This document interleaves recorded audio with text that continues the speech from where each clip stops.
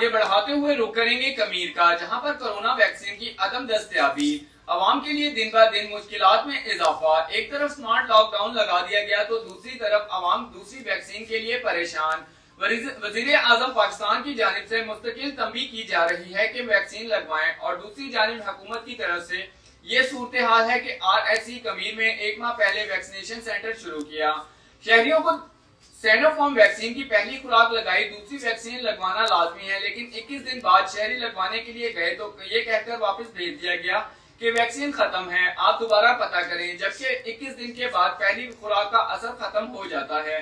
लोग चक्कर लगा लगा कर तंग आ गए हैं। इलाका ने commissioner Sahiwal, deputy commissioner Sahiwal, CO health Sahiwal, RHC कमीर vaccine की अदम दस्तयाबी पर नोटिस लेने का मुतालबा किया है।